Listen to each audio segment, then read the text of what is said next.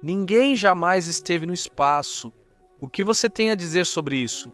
Neste exato momento, você está imaginando Yuri Gagarin voando em um foguete com seu famoso Poiexali? Acalme sua imaginação. Na verdade, não é tão simples assim. Não vamos falar sobre a conspiração lunar, cujos adeptos acreditam que o programa Apollo dos americanos foi falsificado. Para começar, lembre-se do curso de geografia da escola, especialmente da parte sobre a atmosfera da Terra. Lembre-se de quais camadas é composta a camada invisível do nosso planeta. Olá, inscreva-se. Para começar, a troposfera. Esta é a nossa casa, que termina entre 8 e 18 quilômetros de altitude, dependendo da latitude.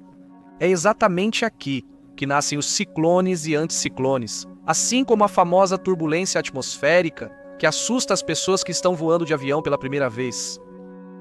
A próxima camada é a estratosfera, que reina entre 11 e 50 quilômetros de altitude.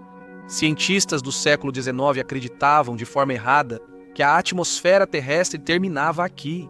As temperaturas na estratosfera são revigorantes, cerca de menos 55 graus Celsius. Lembre-se das imagens chocantes do aeroporto de Cabul. É óbvio que as pessoas desesperadas que subiram na fuselagem do avião não tinham nenhuma chance de sobreviver.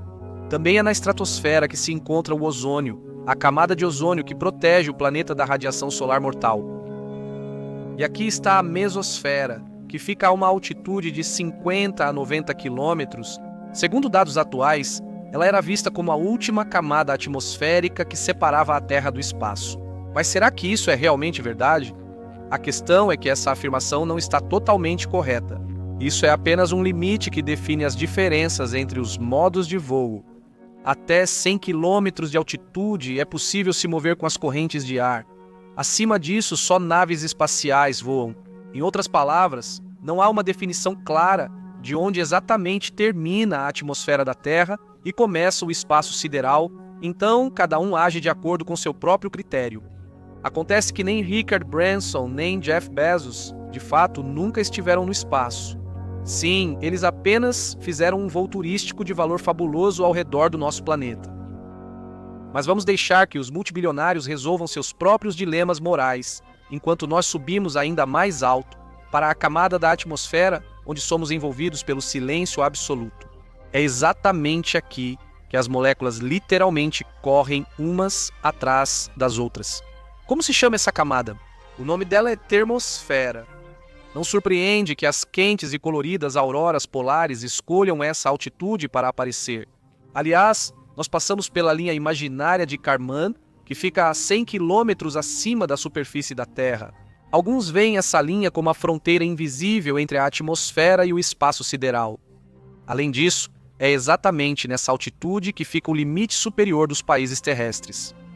Ao passar da linha de Kármán, a atmosfera se torna tão rarefeita que a aviação aerodinâmica perde suas funções, e a velocidade necessária para gerar sustentação começa a exceder a velocidade orbital.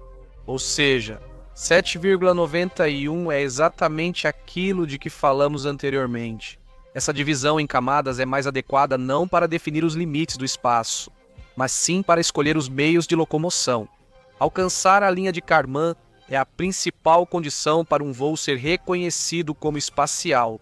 Aliás, os primeiros a cruzar essa linha imaginária foram os foguetes balísticos alemães V2, desenvolvidos pelo genial engenheiro Wernher von Braun. Mas vamos voltar à termosfera, ou melhor, subir um pouco acima da linha de Kármán. Embora tecnicamente essa camada comece a uma altitude de 80 a 90 quilômetros, o limite superior da termosfera termina após ultrapassar a marca de 700 a 800 quilômetros. Nesse mundo estranho e praticamente silencioso, só são possíveis voos em trajetórias balísticas. Aqui também se encontram os cinturões de radiação, extremamente prejudiciais à saúde humana. As temperaturas na termosfera variam de menos 73 até mais 1.700 graus Celsius. Não se surpreenda. Lembre-se do nome dessa camada. Por que a termosfera é tão quente? Para responder, é preciso lembrar das regras elementares da física. Quanto mais rápido as partículas se movem, mais energia elas liberam e, consequentemente, mais calor. O que exatamente fez essas partículas se moverem tão rápido? Raios ultravioleta e X facilitaram esse processo ao colidirem com as poucas moléculas de ar, impulsionando-as e acelerando-as a velocidades inimagináveis. Além disso, em um lugar tão inóspito, você sentiria frio congelante, não calor escaldante. Porque, embora as partículas carreguem uma quantidade enorme de energia, há tão poucas delas aqui que a chance de encontrá-las é muito pequena. No entanto, há partículas de alta velocidade suficientes para derrubar estações espaciais. Como dizem, água mole em pedra dura tanto bate até que fura, mas afinal, onde começa o espaço, aquele sem ar de verdade? Parece que ele está na exosfera, onde as auroras polares desaparecem e reina o vazio absoluto. Essa é a parte superior da termosfera, localizada a cerca de 1000 quilômetros acima do nível do mar. O gás aqui é muito rarefeito e gradualmente escapa para o espaço interplanetário, ou seja, ocorre a chamada dissipação, uma perda parcial da atmosfera planetária. A cerca de 3 a 5 mil quilômetros de altitude, a exosfera se mistura com o vácuo do espaço próximo, que, ao que parece, também não está isento de partículas conhecidas por nós, como átomos de hidrogênio. Que tipo de espaço é esse? Me diga, por favor. É aqui que começa o mais interessante. Nessas altitudes mencionadas, existe mais um cinturão protetor da Terra, que captura a radiação ultravioleta mais nociva e a aprisiona, como se fosse em uma cela de prisão. Dessa forma, permanecer por muito tempo além do limite de 500 mil quilômetros só é possível se você já estiver morto e girando indiferente no espaço. Mas o perigoso ultravioleta solar não é o único habitante da exosfera. Como foi dito anteriormente, o espaço aqui é preenchido por átomos de hidrogênio e hélio, já que os gases mais leves sobem para o topo, como vapor sobre uma panela de água fervente. A exosfera pode ser vista, para os mais ousados, como um portal entre o mundo terrestre e o espacial. Aqui, realmente há pouquíssimas partículas, mas elas se movem em velocidades enormes, às vezes chegando à velocidade de escape da Terra. Assim, as moléculas podem viajar milhares de quilômetros antes de encontrar outras. Repetimos a pergunta: onde termina a exosfera e começa o espaço? Nos livros didáticos, muitas vezes é mencionado o número de 10 mil quilômetros, mas tecnicamente não existe uma fronteira clara. Então, quem foi a primeira pessoa a deixar os limites da atmosfera terrestre e ir para o espaço? Yuri Alexeyevich Gagarin. Vocês vão responder juntos, mas estarão errados, porque ele apenas cruzou a linha de Kármán, que fica a uma altitude de 100 quilômetros. Embora isso não diminua seus méritos nem torne o evento menos histórico, mas a atmosfera terrestre vai além disso. Por exemplo, partículas de hidrogênio e hélio podem ser encontradas até na Lua. Ouça como choram os especialistas da National Aeronautics and Space Administration, que lançaram o programa espacial Apollo. Acontece que, em 20 de julho de 1969, Neil Armstrong e Edwin Aldrin, que estiveram na Lua e supostamente venceram a corrida lunar, na verdade nunca chegaram ao espaço aberto. Sem dúvida, é uma declaração chocante. Se analisarmos a questão com rigor, a geocorona, a esfera de influência da Terra, está localizada a 630 mil quilômetros do planeta. Ou seja, a Lua, que está a 384 mil quilômetros de nós, também está dentro desse espaço. Oh, quantas descobertas maravilhosas o espírito da iluminação está pronto para nos revelar. Futura ultravioleta. Asclepti. Boynik, Diva.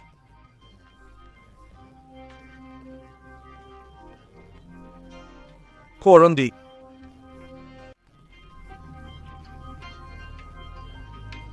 Ai! Assim que a estação do ano muda, o sol brilhante é substituído por nuvens cinzentas e podemos observar cenários completamente diferentes. Por exemplo, quando não há uma única nuvem no céu, ele aparece para nós em um tom azul claro. Por que isso acontece? Tudo se resume à radiação difusa. Parte dos raios do Sol se dispersa ao entrar na atmosfera da Terra. Se esse fenômeno não existisse, ao levantarmos a cabeça, veríamos apenas uma tela preta contínua. Também é importante lembrar que os raios se dispersam mais quando sua cor espectral é azul, e não, por exemplo, vermelha. O nosso céu tem diferentes tons de azul, desde os mais escuros até os mais claros. Para ver um tom azul claro suave, vá ao Brasil, que possui a cor mais intensa no céu do nosso planeta. Segundo os cientistas, tudo isso acontece porque desse lado há menos poluição, partículas de água e poeira no ar. Podemos deitar na grama verde, olhar para cima e admirar a beleza dos vastos céus. Mas o que você diria se visse o céu em outros planetas do Sistema Solar, por exemplo, estando em Marte? Que segredos guardam os outros planetas? E quais fatores influenciam como será o céu? Para nós é o que vemos da Terra. O que podemos observar depende de como é a atmosfera de um determinado planeta, qual é a sua densidade, o quão transparente ela é e de quais elementos químicos ela é composta. Assim, a cor do céu, talvez, possamos descobrir a partir de imagens únicas e reconstruções. Sabe, nem todo planeta do Sistema Solar pode se orgulhar de ter uma camada atmosférica. Mesmo que exista, ela pode ser fina demais. Em um objeto espacial sem atmosfera, vemos tudo ao redor do planeta sem interferência na luz, diferente da Terra. A aparência do céu também depende de alguns corpos celestes. Assim, no nosso planeta, mesmo durante o dia, podemos ver a Lua e o Sol. O que veremos em Mercúrio? Este planeta é o menor de todo o nosso sistema planetário, e sua distância do Sol é a menor entre os 8 planetas. Aqui você está em Mercúrio e olha para o céu de um preto intenso. Tudo isso porque lá não existe uma camada de atmosfera. Se é assim, então sempre veremos tudo o que acontece no espaço, você poderia pensar, mas não é bem assim.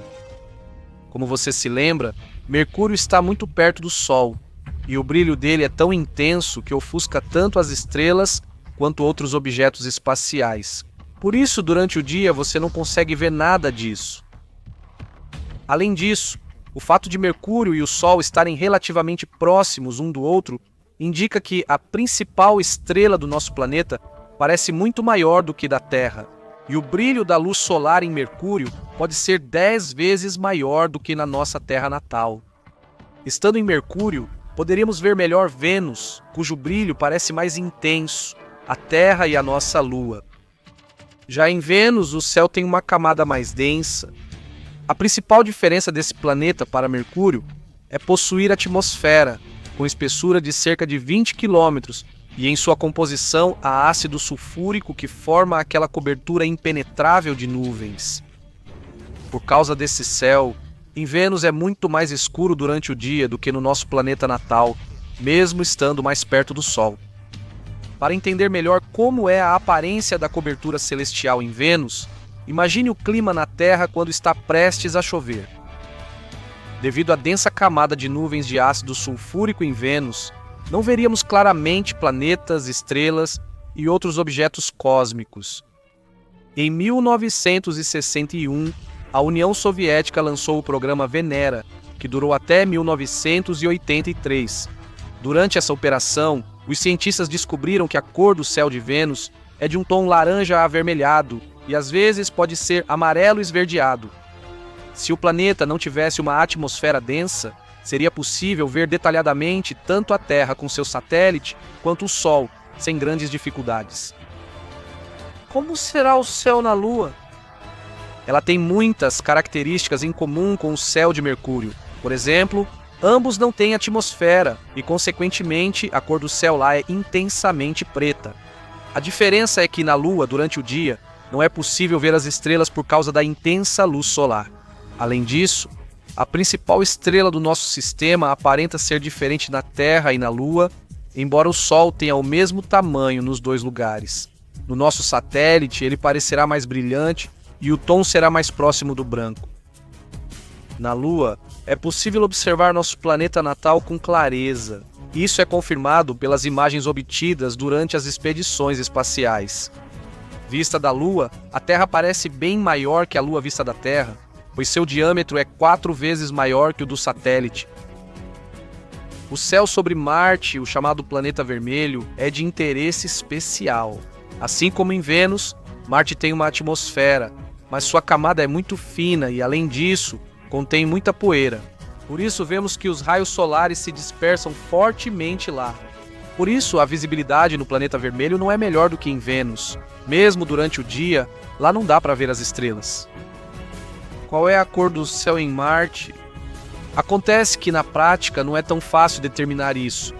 A atmosfera contém um alto nível de aerossol. Mas essa não é a única razão.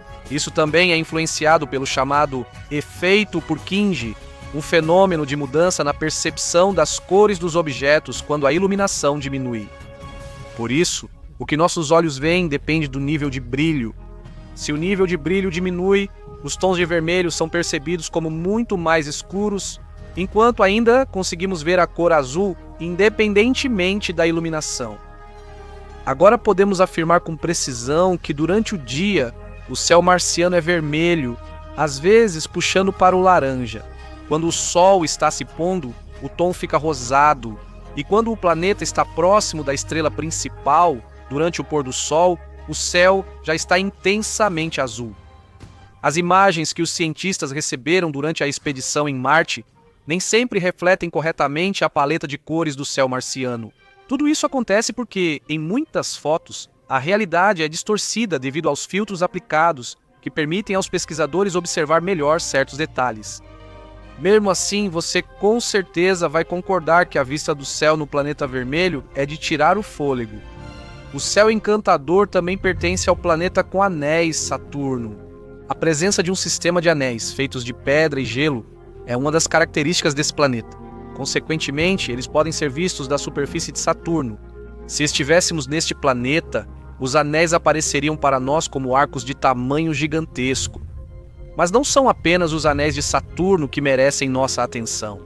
Nas regiões do planeta onde há elevações, o céu tem uma cor azul intensa e em alguns lugares observa-se um tom amarelado. Perto de Saturno há muitos satélites, dos quais pouco mais de 80 são conhecidos. Se nos admiramos com a beleza e o visual impressionante da lua vista do nosso planeta, não podemos nem imaginar quão fascinante deve ser a vista em Saturno, que possui várias dezenas de satélites. No entanto, na verdade, a vista não é tão espetacular quanto poderíamos pensar.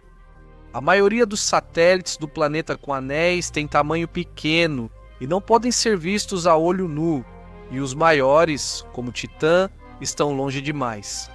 É exatamente por isso, mas ele em Saturno parece muito menor do que a Lua na Terra.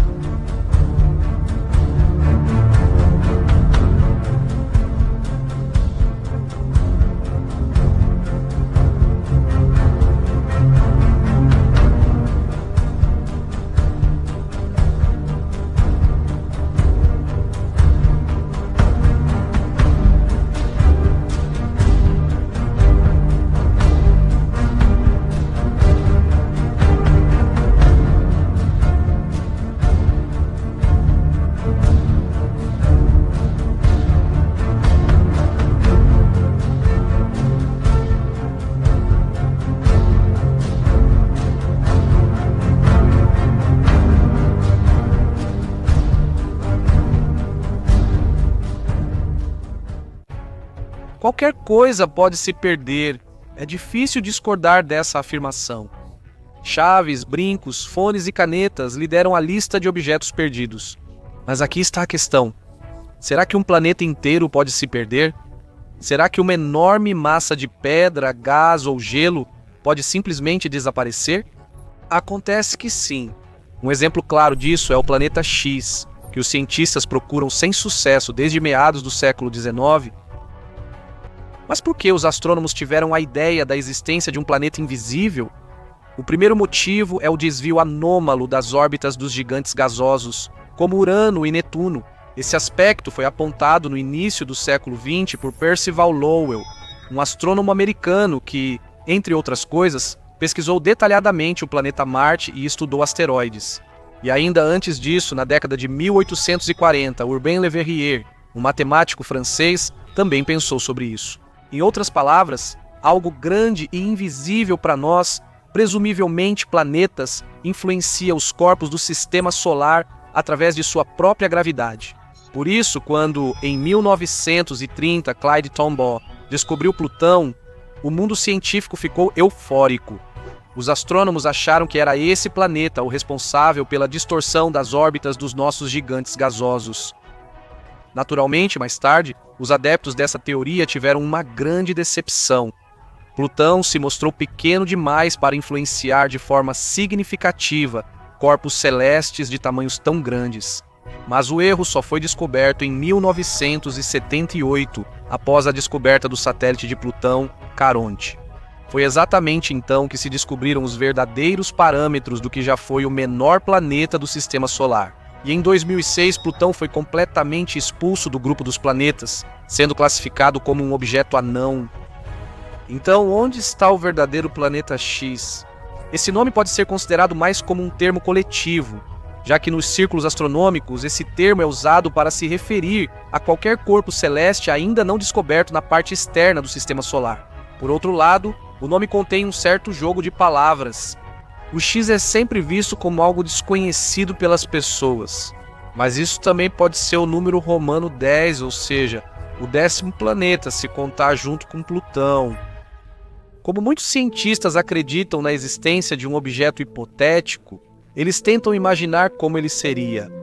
Quais foram os parâmetros do planeta X mencionados durante esse tempo? O físico francês Jacques Bobinet propôs a hipótese de que o planeta X, ou Hyperion, como ele o chamava, é 12 vezes mais massivo que a Terra. E o cientista Gabriel Dallet divulgou a conclusão de que o planeta transnetuniano está a cerca de 47 unidades astronômicas do Sol e, a partir dali, influencia a órbita de Urano. Enquanto isso, o polemista Thomas Jefferson Jackson C. afirmou existirem 3 planetas, nomeando um de oceano. O astrônomo indiano Venkatesh Kitkar também apresentou uma hipótese interessante. Com base na complexa ressonância dos satélites galileanos internos de Júpiter, ele sugeriu que Urano e Netuno estão ligados por um processo semelhante a 2 objetos transnetunianos. Um dos planetas mencionados por Kitkar foi descoberto 19 anos depois, Plutão. O segundo, chamado pelo cientista de Vishnu, ainda não foi encontrado. Talvez seja esse o planeta X. De qualquer forma, nenhuma das hipóteses foi confirmada até agora. Além das já mencionadas, existe ainda uma teoria interessante sobre o planeta X. Trata-se da falha de Kuiper. Como se sabe, além da órbita de Netuno, há um cinturão de asteroides com esse nome. Durante seu estudo, foi registrado um caso curioso. A integridade do cinturão é abruptamente interrompida a 48 unidades astronômicas do Sol. É possível que isso seja provocado pela presença de um objeto com massa semelhante à da Terra ou de Marte. Quando os astrônomos testaram essa teoria, descobriram que, se um planeta desse tipo estivesse a essa distância, a configuração dos objetos transnetunianos seria completamente diferente do que observamos atualmente. Por isso, os especialistas ajustaram a distância do corpo celeste hipotético e prevêem que o planeta X esteja a mais de 100 unidades astronômicas do Sol. Onde ela está de fato, este é um planeta esquivo e misterioso. Se juntarmos todas as hipóteses existentes, podemos traçar um retrato esquemático dela. Este corpo celeste tem uma massa de 5 a 15 vezes maior que a da Terra e está localizado a uma distância de 45 a 150 bilhões de quilômetros do Sol. Na verdade, é justamente por isso que ela é tão difícil de detectar. O planeta recebe pouquíssima luz da nossa estrela, por isso tem poucas chances de ser descoberto pelos telescópios terrestres. Mas será que é assim mesmo? Astrofísicos James Anvin e Jakob Stoltz, das universidades de Darren e Illinois, em Chicago, contestaram recentemente essa afirmação. Eles acham que o planeta X é difícil de encontrar não pela distância do Sol, Mas por que seria um buraco negro, não um planeta? Na verdade, pequeno. Os cientistas afirmam que esse buraco está cercado por nuvens de matéria escura, o que naturalmente torna impossível sua observação visual. A única coisa que denuncia o objeto misterioso é a radiação gama, o telescópio 2008. Se ele conseguir detectar explosões que se movem lentamente pelo céu, pode-se considerar que a teoria sobre o buraco negro está confirmada. Curioso, será que um dia a imaginação dos cientistas acaba? Talvez no futuro eles até desistam das buscas, mas por enquanto os astrônomos continuam gerando ideias sobre o que pode ser o planeta X. Por isso, vale a pena mencionar mais algumas hipóteses. Em primeiro lugar, há o gigante gasoso chamado Tio-His, que supostamente está localizado na nuvem de Oort. John Mattis e Daniel Whitmer, da Universidade da Louisiana, acreditam que para provar a existência desse planeta, é preciso abrir os arquivos do telescópio WAIS, lançado em órbita em 2009 pela agência espacial National Aeronautics and Space Administration. É notável que, alguns anos após a apresentação dessa hipótese, especialistas da National Aeronautics and Space Administration declararam que a possibilidade de existência de um gigante gasoso a uma distância inferior a 10.000 unidades astronômicas está completamente descartada. Ao mesmo tempo, o grupo de cientistas que divulgou essa hipótese afirma que Chuuk existe. Além disso, neste exato momento, ela está ativamente expulsando cometas gelados da nuvem de Oort, muitos dos quais atingem diâmetros de quilômetros. E isso já representa um sério perigo para a Terra.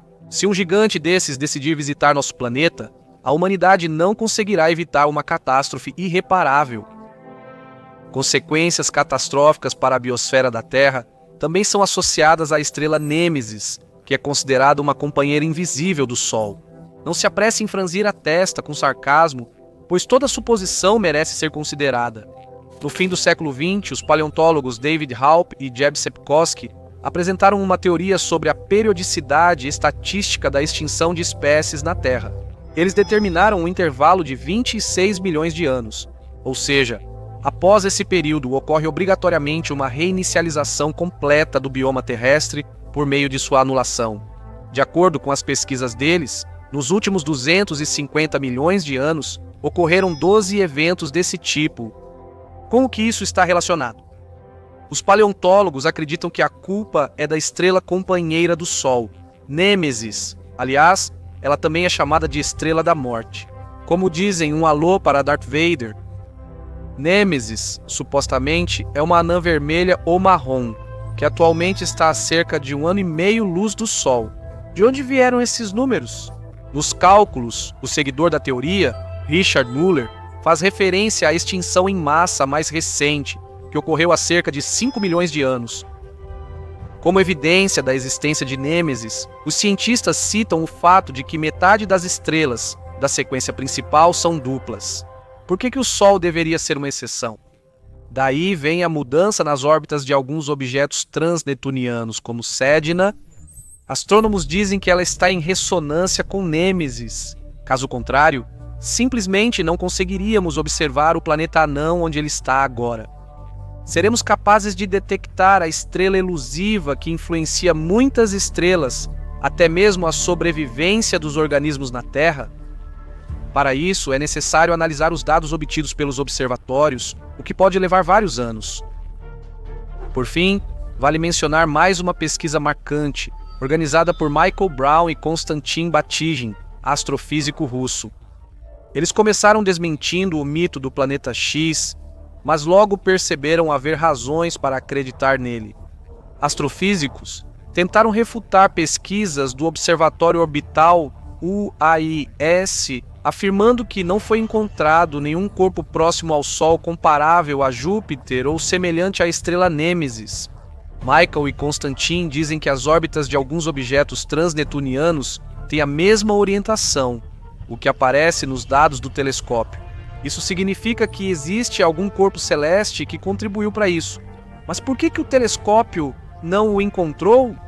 Konstantin Batygin e Michael Brown, que é chamado de Carrasco de Plutão, pois foi graças a ele que o planeta foi rebaixado, Os anões explicam isso dizendo que o objeto é pequeno demais, não mais do que 5 ou 10 massas terrestres.